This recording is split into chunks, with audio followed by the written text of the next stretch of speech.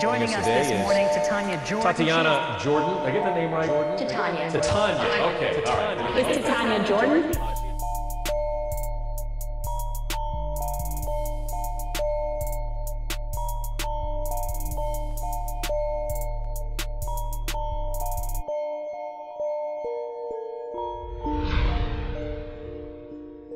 Hi everybody, welcome to Connect.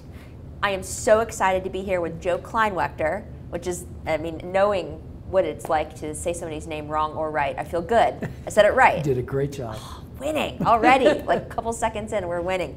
You are the VP of Innovation and Design for WorldPay. That's correct. Oh my gosh, like, hello, awesome title. And it actually is a crafted title for that reason. Okay, okay. It's interesting because the innovation is there really to attract people to talk to you. Yes. Right? Because yes. people all want to talk about innovation, right? Well, yeah, and you have such a charismatic energy around you. I feel like you probably don't have trouble getting people to talk to you. But if you do, that will just get them over the hump. That's right. And before we get into what that means and what you do, for those watching out there that don't know what WorldPay is, let them know. What is WorldPay? We're the people that provide the ability for merchants to take credit card payments or payments of any sort. And we take care of all the hard work behind the scenes and getting through the systems, handling incidents like chargebacks. And in the business it's called an acquirer. Okay. But really what we are is that we're kind of the agent for the merchant to let them take payments. Okay. And so I am a small, medium, large size business. I've got to take payments. I use WorldPay to handle all of my solutions. That's correct. Sounds great. That's a lot of fun, actually. It's a fascinating business. What's so fascinating about it? Because you get so many different dynamics. I think one of the best parts is you not only have the dynamic of the merchant who you're trying to solve a problem for, right? And he's trying to make his business work, and he's really good at something, but the last thing he wants to be good at is knowing a lot about payments. He doesn't have to worry about that. I want to give somebody something, I want to get money in return, and I don't have to worry about the rest. And we kind of get to take the stress out of his life, and that's really cool. Then we have the people that are buying things. And when you're buying something, you kind of want to make the experience great for them. Yes. And then we have partners that integrate our products into their services, and we have to make the world good for them. So we have this ecosystem where we're kind of the central player in it, but we're not the star, we're just the person that makes everybody kind of fantastic in the roles. And I just love that. It's like, it's kind of like being the point guard rather than the shooting guard. You give them the ball to the right people and let them score. That's a lot of fun. I love that. Talk about your title, VP of Innovation and Design, like goals right there. Yeah, it's funny because it belies a lot of one of my very basic tenets, which is that nobody's responsible for innovation, everybody is, right? And so a lot of times, I'll remember when I had this title very similar at a former company, somebody said, so what did you innovate today? And I thought about that, and I realized, well, okay, if you think that's my job, then what is your job? Right? Because it takes a while to teach a culture that it's everybody's job to do innovation. And the reason I have innovation in there is I kind of don't like it, but it serves a great purpose, much like good innovation should. It gets me invited to really neat places. Yes. And it sets me up for opportunities to talk to really cool people. And so opportunities happen just by the title that are looking up LinkedIn. They go, oh, let me tell you about something, right? If I would have put, just head of design, I'd get a certain amount of interest, so the innovation is kind of a little bit of a way to get in the room. Now, what I do is innovation, but so does everybody. And let's talk about innovation beyond a title and more of a mindset. Yeah, it is. And I think you hit it right in the head. It is a mindset. And it's a tough mindset. It's a mindset that the people that are really doing it understand what truly innovation is, as opposed to those that don't, that are looking at it as a PR campaign. And you can tell that difference in companies, right? You can see the companies that are doing innovation because it looks good, right? Box checking. Right. And then there's the companies that are doing innovation, and you can tell it because their products solve problems. And when they solve problems and they connect to the consumer, they're really doing innovation. And it's a dangerous world because everybody says, what do you think is the next new technology? And to me, the new technology is not what innovation is about. It's what's the next big problem that's ready to be solved. Yes. That's where innovation is for me. God. Holly, man, you've got my wheels turning. You know, there's really a mindset of problem solvers and problem dwellers, and you want to be on the side of the problem solvers, whether that's in technology or anything else. Right. How did you get to be in this role, in this position with this company? It's fascinating. About 15 years ago, I was contemplating leaving a company I was with, and when I looked at my resume, I was trying to figure out who am I? What am I now?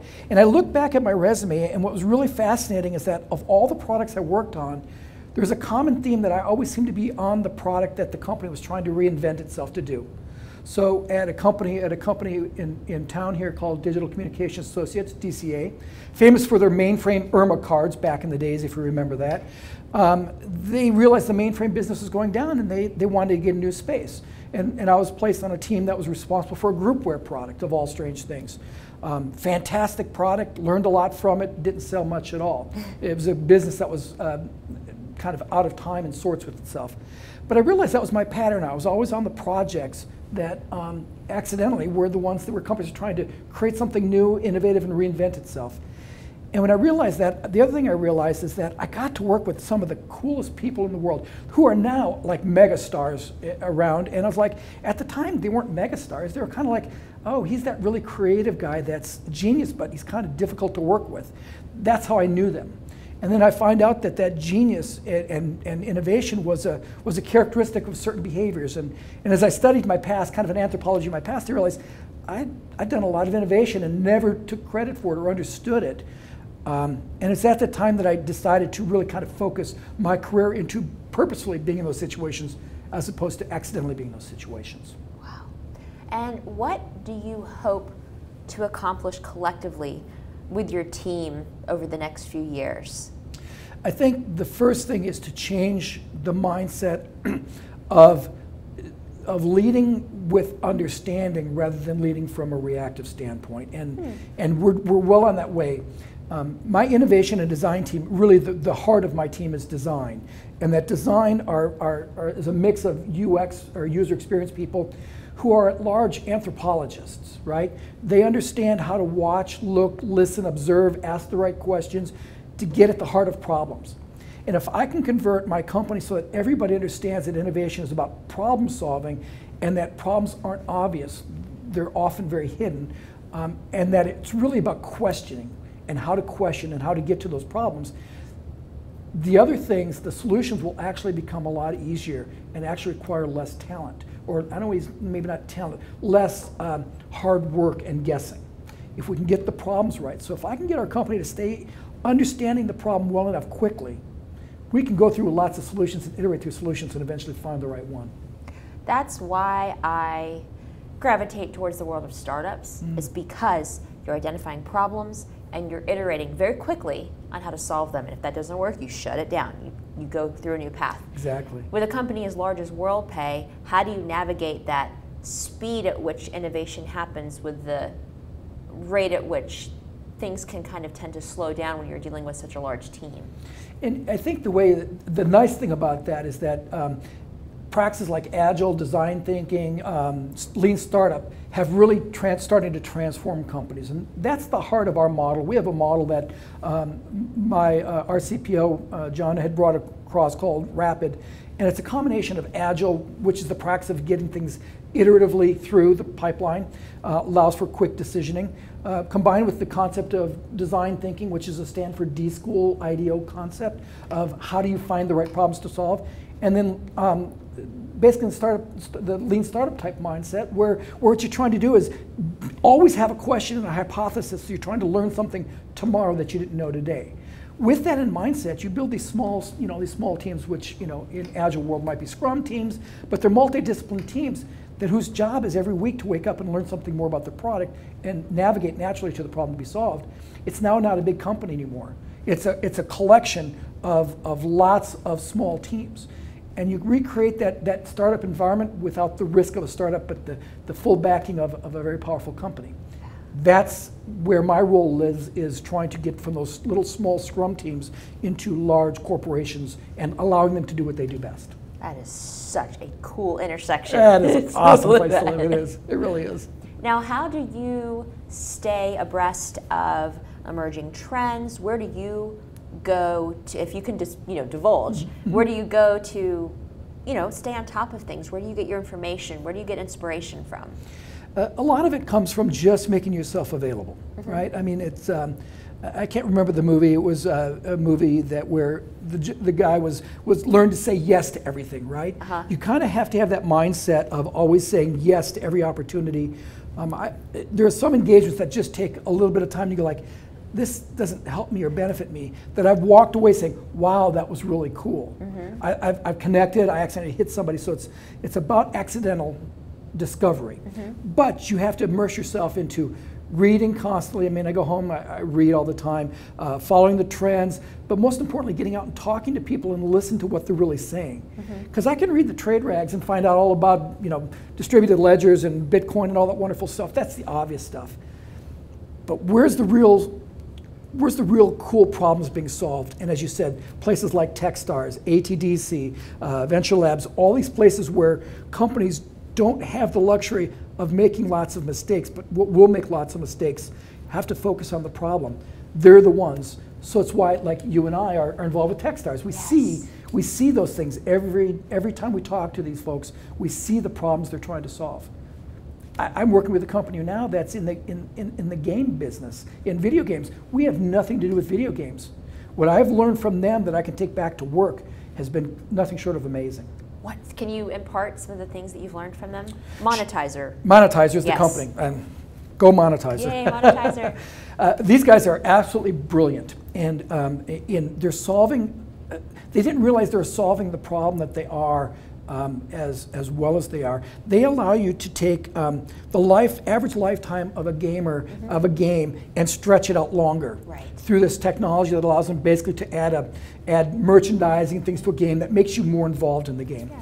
If you look at the heart of what they're doing, people call that gamification, and I really hate that phrase because it's become, give them, treats and bells and whistles and spin the wheel. And gamification is really all about behavior modification and motivation theory. And if you look at that, the roots of gamification are really the roots of all UX. It's how do you get people motivated to do what you want them or need them to do, right? You have some goal to extend the lifetime of a game. So they're studying and researching a lot on the motivation theories, the BJ Fogg models, the models they have in game theory about how to get people to stay involved. I managed to take those back to my company, and there are a lot of the same things as how do I get people to stay in the app, or how do I get them to stay interested in a new technology for a longer period of time. I used to do that before a lot, but haven't done it in a while, and now I'm back into motivation theory again. And it's really benefiting my job because I can see things differently that they saw that can now be analogous to what I'm doing. I love what you're saying so much. I'm taking notes live on camera. That's how good this is, people. The internet is a very powerful place. Community is like nothing we've ever seen in the history of mankind. And because of that, whenever I have a guest on, I like to kind of put them on the spot and ask, what, if anything, can we do to rally around you as a community and help you with either personal or professional initiatives that you might have? I think right now it feels a little bit like a one-way street. I feel like the guy that's on the corner with the bullhorn, trying to espouse some political or social belief. Except that I think my belief is being drowned out by a lot of the technology, right? So a lot of what I need are opportunities to talk about this very subject, about how innovation isn't what you think it is. It's something actually neater and cooler and something you can do. So if I can make other innovators realize that, opportunities for chances to do that, chances to talk to folks, write for folks, just kind of go on that evangelization spree, those opportunities are golden for me. This is a golden opportunity. There will be a new audience we reach, and understanding that it's not about the latest blockchain, it's about the things that blockchain, ultimately the problems that are still latent and need to be done. Awesome. So if we want to give people a little bit of a nugget of how they can maybe unlock their inner innovator, would you have a few tips that you could kind of give them and tease them with now before they get the full story? Yeah, I think one of the best ways is is to realize that you probably on an average day are much more creative than you give yourself credit for. We live in a city where traffic is a constant challenge. I'd be willing to bet that a significant portion of the audience has had to be creative in getting to work today or getting home tonight. Goodness gracious, look at the creativity that happened in Atlanta when 85 blew out. Oh my gosh. I mean, I took MARTA, the thing I typically don't do because I have a car and it's impossible to get to where I want. I took 20 minutes to get to a bus, to get 20 minutes to a train, to get 20 minutes to another train, to shuttle into a place that took me 20 minutes longer to get to where I want to get to, but was a viable solution. Mm-hmm. And now it's now part of my viable creative ways to get around traffic in Atlanta. Our biggest challenge is that we label ourselves as either being creative or not. Yeah. And it's a real challenge. There is no gene for creativity. There is no biological proof that anybody can be more creative than the other. It's being open to the experience that you can be creative. And I'll give you a great example. My wife is, when we first got married, she didn't view herself as creative. She always thought, oh, you're the creative one. And when I looked at her, I saw something very different. I see her creative on so many ways. She just didn't do innovation accounting. She didn't give herself credit for being creative. And what we found out is that as you give people permission to be creative and you recognize the creativity in what they're doing, they start to blossom. I think she's at a stage now where she thinks of herself as being wildly creative, but differently creative in what she does. She's never followed a recipe, ever. And the creations she comes up with are amazing, right? That's creativity. That's innovation to me. She's amazing in how she solves problems. And once she sees how she's doing that, and somebody else says, hey, that was really creative. She's been creative, she just didn't give herself credit for it. When you start doing that, you open yourself up to the possibility that maybe you're a creative person. And excuse me, that's where innovation starts. I love it. So everybody out there watching, if you have thought you're not an innovator, you're not a creative, don't put yourself in that box anymore. Amen. Listen to what Joe says, start thinking outside the box, open yourself up to the possibility that you absolutely can and should. It opens up a whole new chapter of your life. It does. It really does. So Joe, thank you so much for your time. Thank you for being here. Is there anything else that you want to cover while cameras are rolling and people are watching? Yeah, expose yourself to what's happening in Atlanta, especially right now. There's an amazing amount of startups and things happening that you don't get to see in the normal press. Get away from the big headlines, get down to the small ones. You'll be amazed at what amazing things are happening in town right now. Absolutely. What a great note to end on. Thank you again, Joe. Thank you, Titania.